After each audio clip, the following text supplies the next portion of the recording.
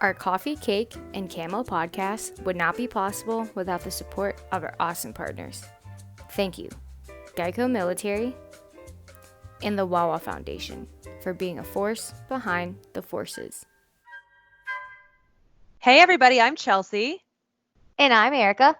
And welcome to Coffee, Cake, and Camo. Coffee, Cake, and Camo is a weekly podcast brought to you by the USO of Hampton Roads in Central Virginia.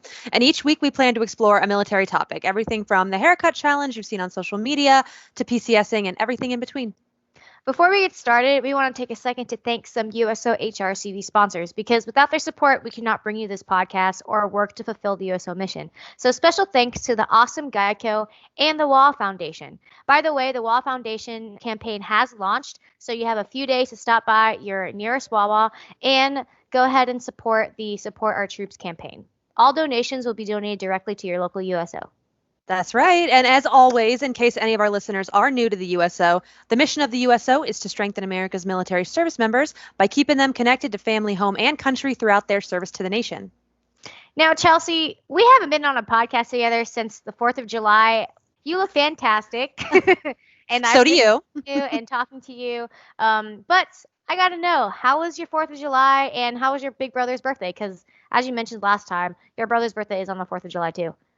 Yes. First of all, I know it feels like it's been forever since I've seen you, and it was great. Luckily the weather held out for us, and we did all the things that we planned. However, I did mention in one of the previous podcasts that we were going tubing, and I was really, really excited about it. And it was great for me, but my family did not have such a great time. Let's just say that they had some coordination issues, and I always thought that I was the uncoordinated one in the family, but apparently I'm not. They all ended up falling over into the water like multiple times, and goodness, that's on them. And I had a great time. So other than that, it was fantastic. But how was yours with your family? Well, first of all, I would have loved to seen your family just fall over on the tube, because I know I would have been just crying at the sight and it was great. Laughing my way down that river. But aside from that, I mean, yeah, I had a great 4th of July. I will say this though, Chelsea, a lot of my neighbors, for some reason, it sounded like every house on my block except for my family had a bunch of fireworks. We couldn't really gather as a community to celebrate the 4th of July, and I did miss the fireworks, but I guess it was cool to know that I didn't miss them since my neighbors decided to go crazy. Isn't that the best? And it's I don't think that the police are really enforcing the fact that you're not supposed to have fireworks. I think it's right. We've all been through a lot this year. Maybe we'll let this one slide. So it was nice that you got to see that. Yeah. Well, yeah. I'm really happy that you had a great 4th of July. But yeah, let's get started and jump right into the show. Sounds good to me. So, we're in phase 3 and people are taking vacations and summer is here, which is great. But since we live in a resort area with lots of tourism, it means, Erica, the dreaded summer traffic is upon us. And I mean tons and tons and megatons of horribly annoying traffic. Horribly annoying traffic. You can say that again, because seriously, traffic is never good in the Hampton Roads area, especially if you're going through the HRBT tunnel or really any tunnel at a certain point. But in the summertime, it's so bad. And us locals, I hate to call us that, but yes, us locals have a lot to say about it. Oh, we sure do. We won't say it here, but we sure do. It's in theory, driving should be so easy, but the things that some people do, I mean, as Peter Griffin would say, they just grind my gears. Peter Griffin, yes. Family Guy, plug. Yes, plug. I completely agree. Well, one of my biggest pet peeves, I don't know if this is a pet peeve of yours, but there are certain people who just refuse to abide by the zipper method when merging. So basically, traffic would move along, but some people are just complete jerks and they just want to cut through when it's not their turn. And honestly, it would just move so much better if we all could just agree to let each other have their turns. There's always that one person, like I said, who just refuses to merge, or they'll try to squeeze themselves in, and that's pretty dangerous, honestly. It's dangerous and just rude. So come on, guys, we're all in a hurry. Just be patient. We'll get home, I promise. Just use the zipper method if you can. Yeah, I feel like you should teach a seminar, because you're the most patient person I've ever met in my life. And I just think if people were more like you, they had that zen, they'd be better off. So I hear you, Erica. But one of my biggest pet peeves is people who drive slow in the left lane. I don't know what it is, but here especially, people seem to drive whatever speed they like in whatever lane they like. And on any given day in Hampton Roads on the interstates, someone is going to be going 50 miles per hour in the left lane while someone else is going to be going 80 in the right. Like, can we all just agree that the right lane is for cruising and the left is for passing? This is common knowledge you learn when you're 15 years old. Oh my gosh, I completely agree. And to be honest, Chelsea, like sometimes I wonder if like other areas have these problems because this happens a lot in the Hampton Roads. It does. How about those people that use like the shoulder lane as an additional lane? Oh my God, yes. For any of our listeners who might not be aware, we do in fact have shoulders that turn into additional lanes during rush hours, but we also have shoulders that are just solely shoulders. And people constantly use them as extra lanes, and it is crazy. Like, just read the signs. Yeah, seriously. And come on, guys, like I said, we get it. All right. We all want to get home or wherever, you know, but at the same time, no one wants to sit in traffic. We're all in the same boat and we're all like just hanging out, like trying to drive and do it safely. So you might as well just, you know, abide by the rules so we all can ensure safety and we all can ensure that we make it home. So yes, shoulders, they're full of things. Not going to lie. Sometimes like when I go over the shoulder, you hear that horrible sound. Yes. And there's like that stuff on the road that just ruined your tire. So yes, it's just a recipe for a flat tire when you drive on those shoulders, and it's awful. It is the worst. Like, we're just trying to live our best lives here. Just everybody calm down. So one of my final big pet peeves are people who honk the horn excessively. I feel like there needs to be a user guide on when it's acceptable to honk the horn and when it's not, because I feel like people, they just honk the horn for literally any reason and for extremely long lengths of time. It shouldn't be used that way. It drives me nuts. It's completely insane. The horns are, I mean, I'm not going to lie, Chelsea. Sometimes when people honk their horns, I'm like, I know he's not honking at me. But you're like, maybe. Fine. But like, maybe. I'm like, what did I do? Yeah. What did I do to make you so angry? But you said a user guide. So I might bring this up. There is a user guide according to defensivedriver.com. So they did lay out some reasons to honk your horn, like some good reasons. So a few of them are to alert a driver who's about to hit you, which is a good one. Mm-hmm.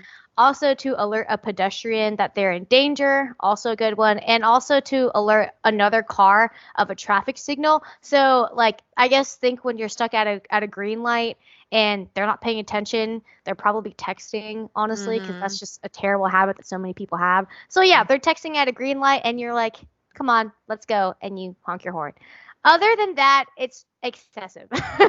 Yes. Okay. I love that there's a user guide. That's awesome. Well, there we have it, All right, Erica. Well, we have time for one more traffic pet peeve. So let's hear your final one. Well, this one is a pet peeve, but it's also kind of like if you do this, you're probably a terrible person. So, oh God, what is it? There are people who simply don't pull over for emergency vehicles.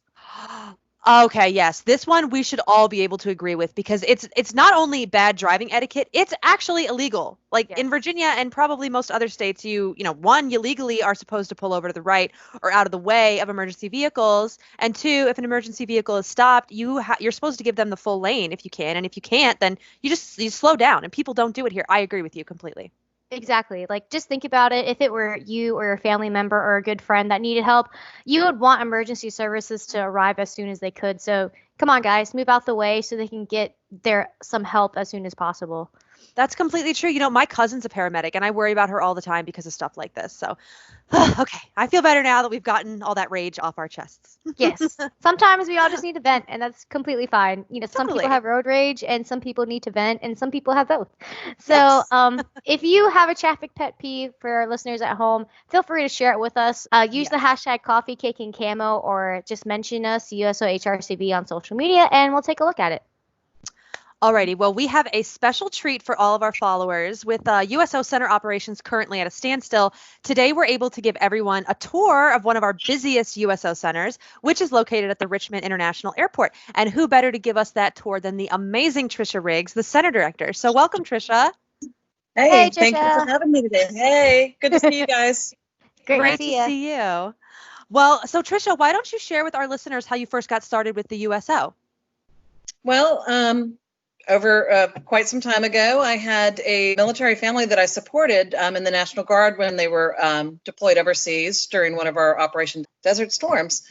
And they let me know that there was a USO at the airport and they were looking to replace the center director. So they said, you need to apply. And I did. And end of story. I'm still here.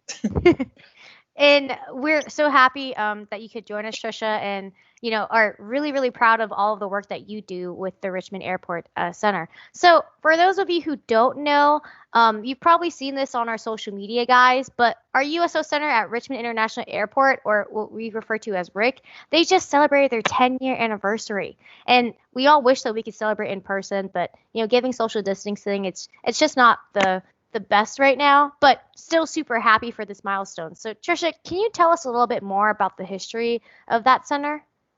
I know in June of 2010, they did a soft opening here at the airport. And then July 13th, 2010, they did a big grand opening. Unfortunately, I wasn't here for that, but was looking forward to celebrating 10 years this year, but that didn't happen, but we'll do it in 20. They projected about 2,000 a month to come through, and we continually have about 3,000 when we are open. And in December and January, we get over 10,000 coming through. So that's a lot of folks coming in, and without our volunteers, we could not make that happen. No, volunteers make the world go round for the USO, for sure. We couldn't do anything without them. So, even though our RIC Center has been closed since March, you've actually been really, really busy. So can you tell our listeners a little bit about what RIC has been doing these past few months? Most definitely. Our Warrior and Family Care Program is something that we do with the local VA hospital, and we get our servicemen and women out usually for an outing once a month. But since they are quarantined in the hospital, we've been partnering with Mission Barbecue every couple of weeks and having a good home-cooked meal delivered to them. Hospital food is great, but you know what? Mission Barbecue is even better. Yes. So it's helping to, lift the morale of these men and women that are currently in treatment at the hospital. That's awesome. And then also our local supporters, our VFWs and American Legions, continue to support us with funds while we're closed so that we can continue to do different things, to support our military and the community. Our to-go goodie bags, American Airlines, Delta Airlines, Allegiant, all of them, Southwest, have been handing out our to-go goodie bags to our troops that are still traveling. Oh, that's awesome. Mm-hmm. I'm sure they appreciate that a lot. They do. I just had about 20 at my door pounding, so they just got. It's like we got you guys, don't worry. But you had mentioned one of them this. gets somebody comes. Yeah, exactly. Yeah, and you mentioned this yourself. Like even though the center is closed, service members, our mission doesn't stop. They still have places to go, and they're still serving. Pandemic or not, they're at the front lines, or they have to go be away from their families. So the USO has to be there for them. And you had mentioned a few supporters while we were going through the photos, but it's supporters like Mission Barbecue, all the different airlines, local and small businesses. They really make this mission possible. So we really appreciate all of the local support, especially for the Richmond Airport. Well, even the airport itself has been wonderful in supporting us by giving us extra space while we've been closed. So when we reopen, we actually have additional seating located right outside the center in the concourse. So that is like phenomenal news for us. Well, I don't know about you guys, but I'm ready to get a tour. So if you're ready, Tricia, let's see it. Yeah. All right. Bear with me. It's going to be a little bumpy. It's all good. Here we go. So yeah, a few minutes ago, you would have seen a line out there looking for the goodie bags. So we're kind of that's our front door. So that's what they come into, and they're going to come in and they will sign in at the desk with some wonderful volunteers. Again, we could not do it without them. No. We have our food area. So without, PFG Foods that gives us ham and turkeys each month, we could not provide that food to them. And Panera Bread, wonderful supporters. You'll see our seating there. We have laptops on both sides of this beautiful sign here. We have our to-go goodie bags that are filled with Girl Scout cookies. So without our Girl Scouts, we could not do all that stuff too. So, aw, yummy. Yummy to-go bags. We're putting some more together so we can leave them with the airlines today. That's awesome. I love that. Yeah. Yep. And then we have a small kids area / lending library. So they can grab a book and go, but we don't need books. We're good. We got lots of those. Yes, we have our beautiful red massage chairs that came in right before the center was closed, thanks to some local supporters. So Erica, we need to make a trip up to Richmond, right? Oh yeah, we're bringing them in for sure. That's going to be the plan. All right, we have this wonderful seating here, and it is socially distanced. You can see the signs on there. They're kind of blocking them. So we're limited on our seating right now. So when we get to reopen, it'll look a little different. But again, we'll get there. Well, the this world area looks different. Exactly. This area up here is where we have our video games. We have 2 Xbox Ones that we just replaced right before we closed again. Ooh. So they have, yeah. And they get a lot of use. We also have a small popcorn area up there as well. Jealous. I know, a little That's small awesome. space, but $3,000 a month come through here. So Well, it's a small space, but you really make it work. And like you said, the airport has been really, really, really good to your USO. So yeah, we're very grateful for them. exactly. So very small center, but again, without our volunteers, it wouldn't be here. You know. I know that's right. Oh yeah, for sure. Sure. Like Chelsea had mentioned, it's when we usually stop by the center, it's really standing room only. Luckily, we're always greeted by awesome volunteers who they greet us with a smile. They really try to, make you feel at home. But I'm really grateful for the store because this is the first time I've seen it with no service members in them. Oh, I know it's kind of eerie having nobody in here. It's I'm not crazy. used to Yeah. that. Yeah. That concludes our tour. All righty. Well, thank you again, Tricia, so much. It's been so much fun, and we can't wait for your center and actually all of our centers to open up again. So we will talk to you soon. All right. Look forward to seeing everybody soon. My volunteers as well. Yes. All right, absolutely. Bye. Alrighty, so for any service members, dependents, or retirees flying in or out of the Richmond area, be sure to stop by the USO Center. It's located on the ground floor, but make sure that it's open by checking our website, which is hrcv.uso.org for more info, or find us on social media with the handle at USOHRCV. And that's all the time we have today for Coffee Cake and Camo, but be sure to follow us on Facebook, Instagram, and YouTube. Just search for the handle USO HRCV. And if there's a topic that you'd like for us to talk about or share with us, just use the hashtag Coffee Cake Camo. And one more final amazing thank you to our sponsors, Geico and the Wawa Foundation. I'm Chelsea. And I'm Erica. Stay connected and classy, HRCV.